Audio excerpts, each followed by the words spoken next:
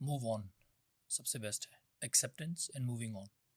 देखिए, आपसे जो गलती हुई है वो मैं भी जानता हूँ कि आपसे गलती हुई है, और जिसके लिए आपने दुख भी झेला, आपने माफ़ी भी मांगा। मैं तो ये मानता हूँ कि अपने समाज में मीडिया के ज़रिए इतने सारे बुरे चीज़ें दिखाते हैं, फिल्मों में दिखाते हैं, सीरियल्स में दिखाते हैं, और भी बहुत सारे बुरी चीज़ें होती हैं, लेकिन उसके ऊपर कोई कुछ नहीं कहता है, उसको एक्सेप्ट कर लेते हैं।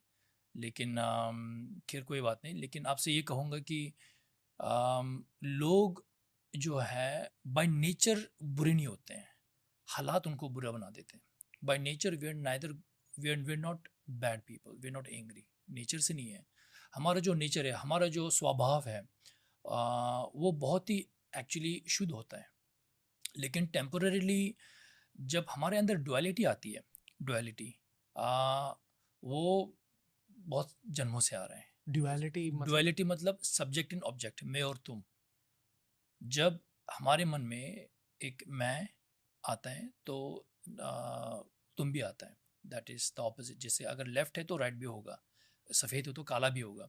उसी तरह अगर हमारे मन में इग्नोरेंस की वजह से, हाँ, जब हमारे मन में मैं का महत्व बहुत इम्पोर्टेंट बन जाता है, स्ट्रांग बन जाता है, मजबूत बन जाता है, तो फिर दूसरे का भी एक ऑपोजिशन भी आता है, और उसी की वजह से थोड़ा सा जलन, गुस्सा, कंपटीशन, ईगो, वो सब आता है।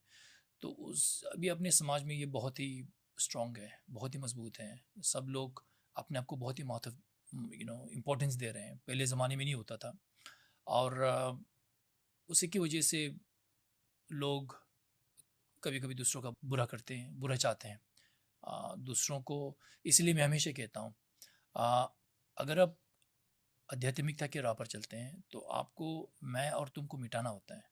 मैं और तुम को छोड़कर हम के बारे में सोचना है। जब हम के बारे में सोचना शुरू करेंगे तो इस तरह की प्रॉब्लम समाज में कभी नहीं आएंगे।